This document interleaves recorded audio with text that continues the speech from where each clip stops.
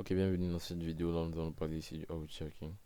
Pour ce faire, nous allons prendre ici l'exemple de Audi Goat, qui est un firmware délibérément insécure, dont des éléments assez vulnérables ici pour nous permettre ici de faire nos tests. Ok, la première partie ici, c'est comment installer Audi Goat. Ok, pour installer Audi Goat, en fait, il y a plusieurs techniques. On peut utiliser soit l'émuler directement avec QEMU, soit utiliser Audi Goat pour le faire. Euh, Mais ce qu'on va en fait, la technique qu'on va utiliser en fait pour qu'il va nous revenir en fait plus simple, bon ça c'est mon cas, c'est d'utiliser en fait le VMDK, donc qui est ici sur mon combo pas ici,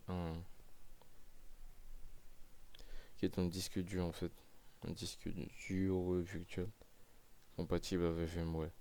Ok, c'est le cas ici. Première chose à faire, c'est appuyer sur RTGO X96 et laisser télécharger juste quelques minutes. Ok, comme moi je l'ai déjà, ce qu'on va faire, c'est qu'on va l'utiliser, c'est que j'ai déjà. Ok, ce qu'on va faire, c'est aller sur Workstation Pro, et là taper Create, on va aller sur Custom, Next, on va aller sur Next,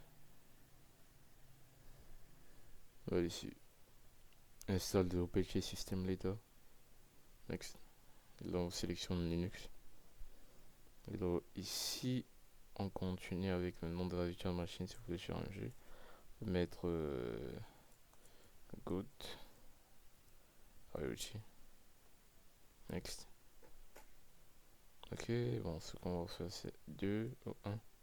Parce que j'avais déjà. Bon, là, on a le nom de processeur. Mettre 1. Next.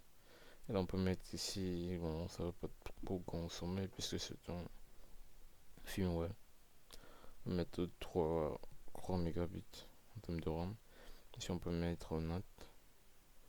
Next. Là, on peut essayer de voir en fait quel type de disque dur vous choisissez. Maintenant, moi, je choisis en fait le disque recommandé. Next. Donc, on peut créer en fait un nouveau disque dur. Ça va utiliser un disque dur déjà existant. Ce qu'on va faire, c'est utiliser un disque dur déjà existant.